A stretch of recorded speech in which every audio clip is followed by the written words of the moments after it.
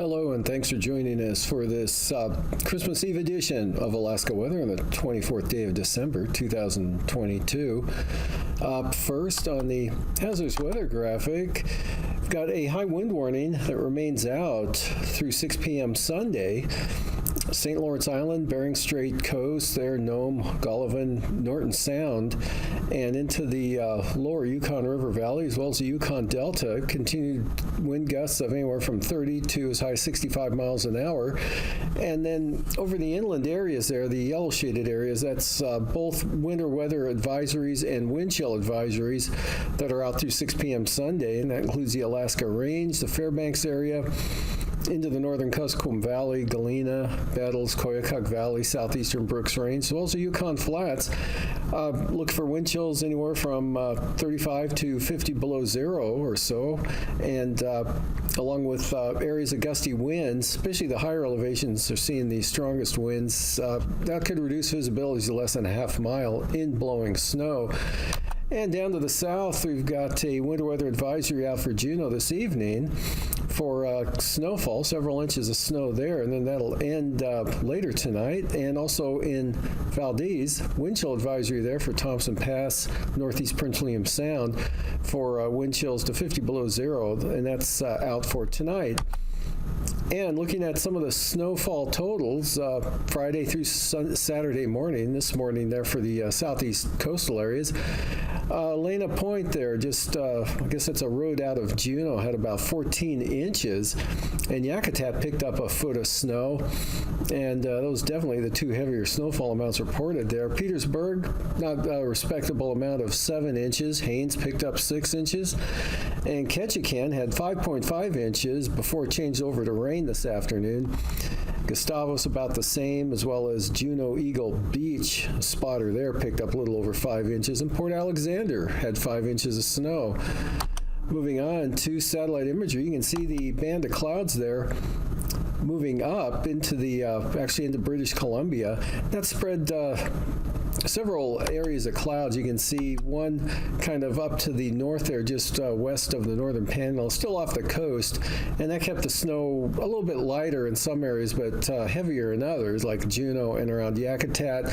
And then that second band right across the central areas here at the end of the time lapse brought the rain and snow into the southern panhandle during the day today, with warmer temperatures sliding in, temperatures up around 40 this afternoon, or by early afternoon. Ketchikan and Prince of Wales Island and areas there up toward about Sitka. Otherwise, out to the west, cold air continuing to move southwestward on those strong northeast winds. That continuing to advance the ice edge to the west as well as southwest there. Now completely around Nunivak Island and St. Lawrence Island, increasing ice there as well, with clouds and snow over Bristol Base. And Kodiak Island had pretty good snow at the state airport today. City of Kodiak picked anywhere up at 3 to 6 inches of snow today. That's tapered off this afternoon. Temperatures edging up toward 30 degrees, but mostly in the upper 20s throughout the day today, and winds have become light there. Otherwise, winds still blowing along the southwest coast there, where Cape Romanzoff still seeing peak wind gusts over 70 miles per hour, and Bethel had a peak wind gust around 50 miles an hour earlier. So those winds holding on there, but dropping off over the areas of Matanuska Valley, Susitna Valley into West Anchorage as well. And that's allowing the temperatures to fall this afternoon. Some locations already below zero in the southern Susitna Valley, such as the Willow area. They'll continue to fall tonight, especially as the winds diminish. Otherwise, a little bit of moisture trying to push into the southeast interior, some light snow there all the way up to possibly Northway, Tok, and those areas with mostly cloudy skies. and some clouds into Prince William Sound. Otherwise, mostly clear. Cook Inlet and up into the Susitna Valley, as well as much of the interior, with that northeast wind pulling the cold air and snowfall levels back down to sea level there. About 34 degrees this afternoon at Adak, and they had some light snow shower activity there. And in the lower 20s for the Pribilof Islands, and snowfall levels already down to sea level there for the eastern Aleutians, of course, the Alaska Peninsula. And the snow, Kodiak Island, tapering off this afternoon as the back edge of that kind of moves westward there, allowing it to dry out a little bit, and rain, warmer air pushing northward across the Panhandle. For tonight, that'll continue. That front and low center completely dissipate as a stronger low comes onto the picture there south on the bottom of the chart there, 954 millibar low. But still a trough there, and now continue to spread warm air northward on those southeasterly winds, and look for rain and snow. Central Panhandle, mostly rain. Southern southeast coast, continued light snow. Juneau up into Lynn Canal, Klondike Highway to Haines and Skagway, and possibly Yakutat with rain and snow, maybe to Cordova, and some light snow could spread into Prince William Sound there, possibly in the eastern Turnagain but snow over the Bristol Bay area, Alaska Peninsula, and into the Kuskokwim Delta, with those strong winds continuing, and the high wind warnings again out through Sunday for the Yukon Delta and St. Lawrence Island, Bering Strait coast in the lower Yukon Valley. But you can see lighter winds up over the North Slope and the Arctic coast, and area high pressure forms up there, keeping the conditions the same tomorrow as what you'll see tonight up in the northern interior and out to the Arctic coast. And that front brings storm and gale force winds into the central and south coast of the Panhandle, as well as the North Gulf Coast. The increasing winds, very tight gradient there, and areas of snow, northern Panhandle, mixed rain and snow elsewhere to just plain rain over much of the southern southeast coast. Still a chance of snow over Bristol Bay with snow showers over the much of the southern Bering Sea, or areas of light snow and snow showers, cloudy skies covering much of the Bering Sea under that Arctic air. And that continues into Monday as well. The winds really become light. The stronger northeast winds now out over the western and southwest Bering Sea. And for Monday, continues breezy conditions in the interior, kind of tightening the gradient up there over the Noatak Valley and the Western Brooks Range, but less wind now along the southwest coast, St. Lawrence Island. Chance of snow, southern Alaska, chance of snow in the Panhandle again, or rain and snow mix, depending on your elevation and latitude. And for the lows tonight, 10 to 35, some cases upper 30s over the southern Panhandle, below zero. Inland areas of southern Alaska, including Bristol Bay, high near 40 for Kodiak tomorrow, and lower 40s in the southern Panhandle, up 20s to the north, staying below zero in the Copper River Basin, Kuskokwim Valley, but teens south central Alaska, followed by lows 10 to 30 below in the Kuskokwim Valley, and 5 to 10 below for the Copper River Basin. And then highs on Monday afternoon in the 40s over the Panhandle, still 30 there around Skagway and Haines, 20s south central Alaska, up to the north. Lows about the same, maybe a little warmer, but still areas into the lower minus 50s like Eagle and Chicken. Otherwise warmer out to the west. Highs staying below zero through the day tomorrow, even the Arctic coast, and much of the interior, a little above zero out toward the Bering Strait, and lows again in the 30s, 20s, and 30s below zero, followed by highs 5 to 15 above, except colder in the east, and below zero out to the southwest coast tonight. And now, aviation weather around Alaska. And first line weather graphic for Christmas morning, Sunday morning. IFR over the eastern interior, and some marginal VFR from the central Arctic coast southwest across the Noatak Valley into the Bering Strait, and mostly to the northwest of St. Lawrence Island. Some marginal VFR from the Pribilofs, western Alaska Peninsula, Adak and Atka, as well as eastern Aleutians, much of the southwest interior, Bristol Bay, North Gulf Coast, Kodiak into the Panhandle, as well as Cook Inlet could see some marginal VFR early on, and then by afternoon, VFR, all of interior Alaska from the Arctic coast all the way down until you reach Prince William Sound. They've got some IFR there, Kodiak IFR, southern Panhandle IFR. but Yakutat and eastern North Gulf Coast becoming VFR, and then a batch of IFR there along the Yukon Delta coast covering Nunavak, St. Matthew, St. Paul, and St. George Islands. Marginal VFR for the Aleutians and the remainder of the southern Bering Sea.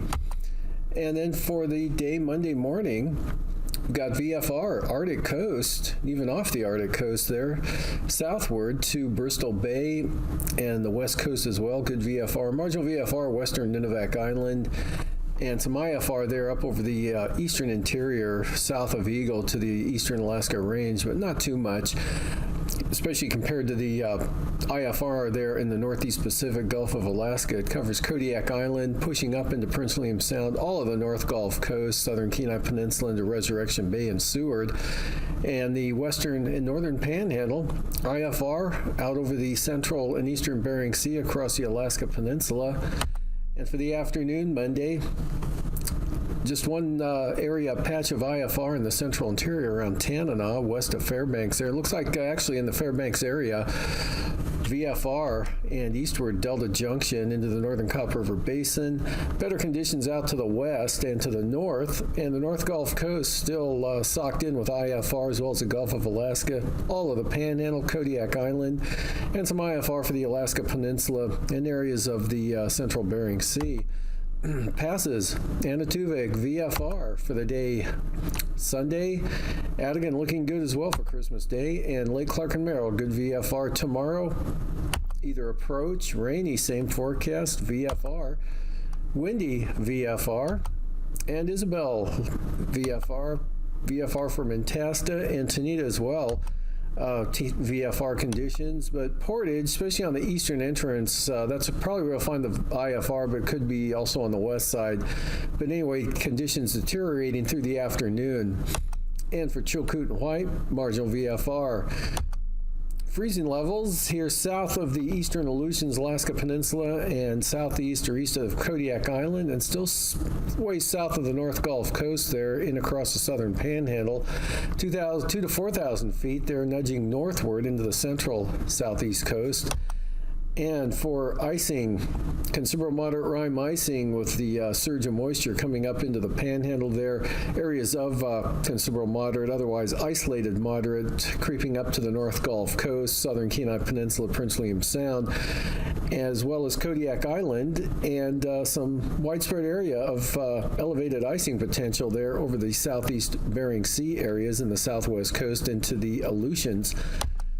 And for the jet stream, excuse me, we've got low pressure there now west-southwest of the Pribilofs, continuing to track east or west-southwest, and 100 knots southerly jet there over the reaching the southwest coast from the Alaska Peninsula, and westerlies 95 knots there across the Yukon Flats, northeast up to 70 knots across the north slope into the Bering Strait. 9,000-foot wind flow showing east-northeast winds 50 knots over the Kobuk-Koyukuk Valley, increasing to 65 knots across the Bering Strait. And southerlies 65 to 70 knots into the Panhandle, east-southeast 65 knots near Kodiak Island. 3,000 feet, 70-knot winds, mostly offshore in the Gulf of Alaska there, blowing in toward the east side of Kodiak Island. Easterly 60 to 70 knots over the Seward Peninsula. Much lighter winds for the central eastern Aleutians, the Alaska Peninsula area. And as far as turbulence goes, pretty widespread area of considerable moderate turbulence there for the southeast coast. Much of southern Alaska, especially for small aircraft, below about 6,000 to 8,000 feet or so. And that extends up across the Kobuk-Koyukuk Valley, Yukon Flats, especially in the mountainous terrain like the Alaska Range area out to St. Lawrence Island, but smooth for the Aleutians.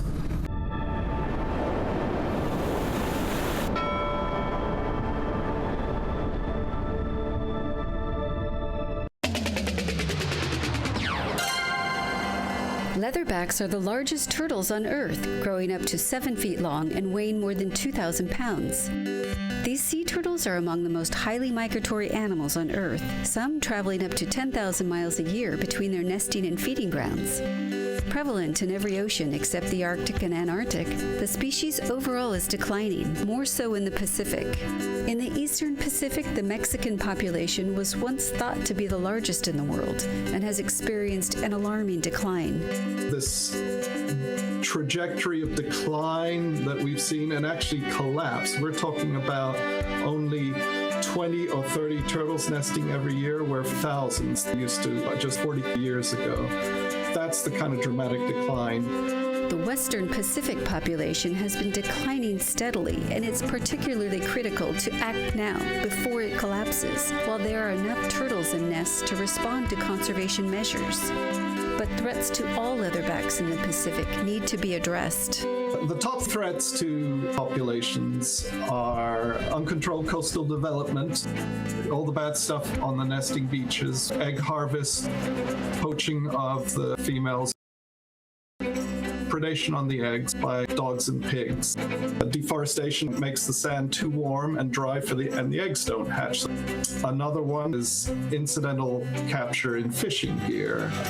During their vast migrations, they get caught in fishing gear throughout the Pacific. And finally, marine debris, which the leatherbacks mistake for their favorite food, jellyfish, and they choke on those. Protecting leatherbacks in U.S. waters alone is not enough to ensure the continued existence of the species. The highly migratory nature of Pacific leatherbacks requires cooperation and international collaboration. NOAA is focusing on partnerships with Mexico, Central America, Indonesia, Papua New Guinea, and the Solomon Islands in the Pacific. Our action plan promotes a holistic recovery strategy that addresses all the sources of mortality. So that's basically ensuring that the remaining nesting sites are protected. The nests produce as many hatchlings as possible. And then secondly, in tandem with that, is reducing the fisheries-related mortalities. We're working with international partners to incentivize community participation on the nesting beach conservation and developing alternative livelihood programs that wean communities off leatherback resources and introduce alternative methods for food and income. Recovery is going to take a long time, on the order of 20 to 30 years at least, before we see some of these actions bear fruit. But here in the U.S., we can all help leatherbacks by making seafood choices, for instance, that support sustainable fishing practices. And beachgoers can certainly do their part by keeping our oceans clean of plastic debris, picking up marine litter, particularly plastic bags. Together with our partners, we are strengthening protection and conservation efforts to ensure a future for leatherbacks, helping them to survive and once again thrive in the waters of the Pacific Ocean.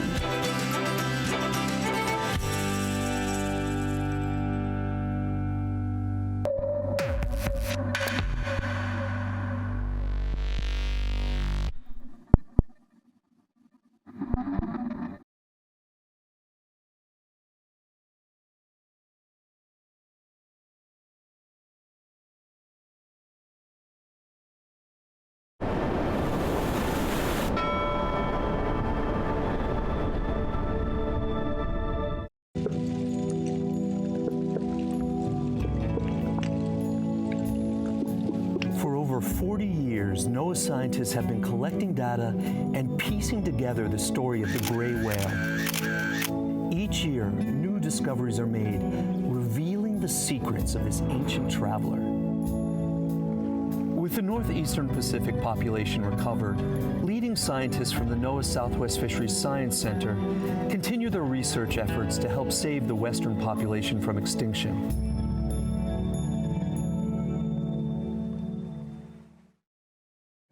The most effective way to identify individuals and count the population is to photograph them from the surface. Using the gray whale's distinctive markings and gray spots caused by parasites on their skin, scientists document these characteristics to identify individuals. So we're able to track migratory pathways and corridors by the simple use of photo identification. There are other ways to do that as well: biopsy sampling and genetics. And from the air. Aerial photography is one way you can study animals based on their size and shape. So you can learn a lot about nutritive and reproductive condition of whales just by measuring their size and shape from vertical aerial photographs. You can also put satellite transmitters on them and track them remotely. You put the transmitter on and let them go, and you watch them move across the Pacific or down to China or wherever it might be. To further learn and discover where these great sojourners swim, the team of researchers traveled to Russia and set up camp on Sakhalin Island. The main focus of our research while we were on Sakhalin was to collect photo identification. If it was a whale that we had not collected a genetic sample from previously, we would also attempt to collect a sample from the whales. Whereas whales are endowed with natural insulation, their human observers must gear up to brave the cold in order to study these marine giants up close. We're typically only able to work about 1/3 of the time that we're there, and that's mostly due to this fog that just invades the area and sits sometimes for weeks on end. So it can be very challenging to try and do field work in this site. Recently, 2 whales from the western population surprised scientists by migrating across the Pacific to the waters of California and Mexico. It's a really fun finding. It's added another piece to the puzzle that we didn't previously know about. And I would have to say that it's opened up more questions than we had before. Research scientists from Japan, Russia, and the United States share images of animals they've spotted. We take a photograph of an individual off of Sakhalin Island, and we get a phone call from Japanese scientists, and they say, hey, guess what? We've got a picture of a gray whale in Japan. We say, can you send it to us? We'd love to try and match it. They'll send us the picture, we'll compare it to our catalog, and we'll say, hey, we've got a match from Sakhalin to Japan. Unlike many species of whales that still remain on the endangered species list, the eastern Pacific gray whale, once on the brink of extinction, now numbers about 20,000 individuals. Recovery efforts that started 40 years ago and the ongoing research and monitoring by NOAA scientists have contributed to the conservation of the gray whales. Together, with legal protection and public education, scientists are playing their part to ensure the survival of this magnificent migratory animal.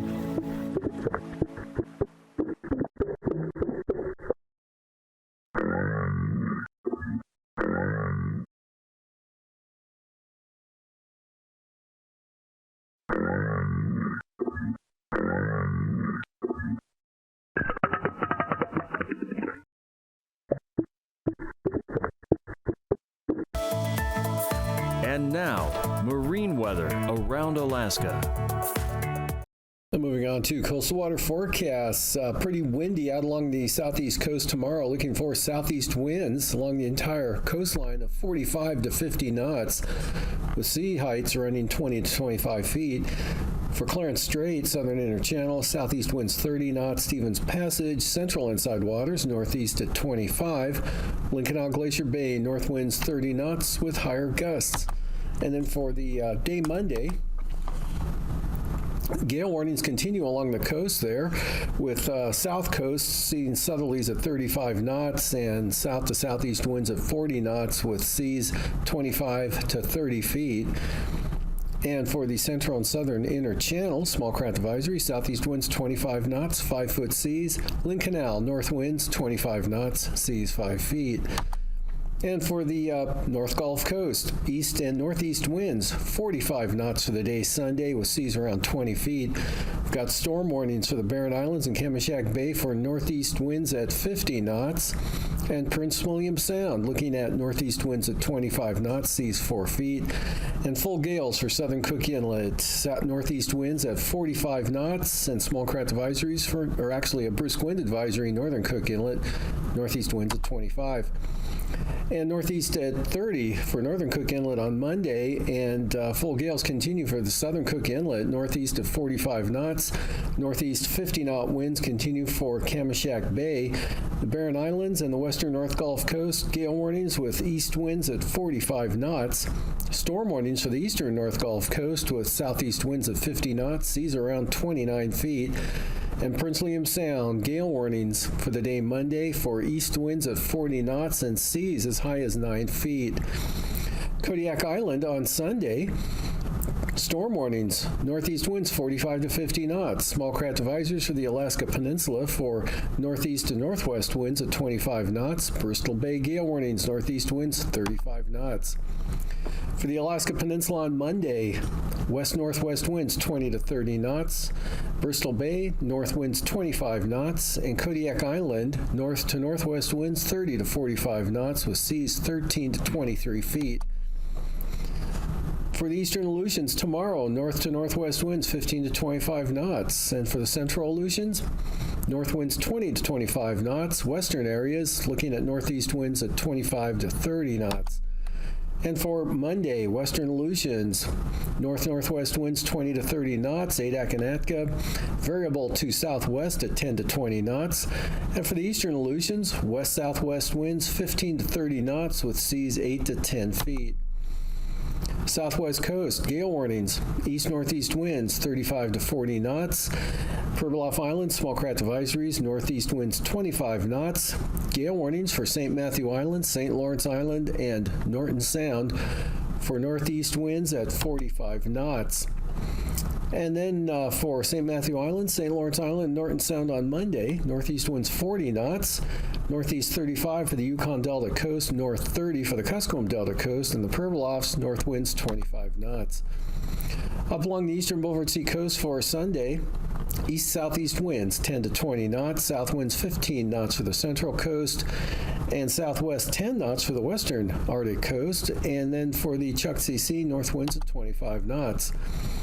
And for Monday, Chukchi Sea, north to northeast winds 30 to 35 knots, east winds 25 for the western Arctic coast, lighter for the central coast, out of the east at 15 there, and east winds 20 to 25 knots for the eastern stretch of the coastline to Demarcation Point.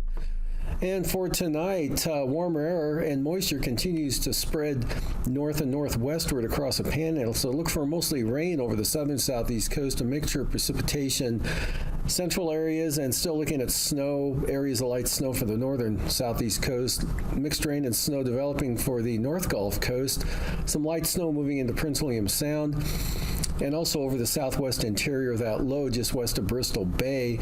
And snow or snow showers for the central and eastern Aleutians. Stays windy, high wind warnings out with wind chill advisories and winter weather advisories over the interior.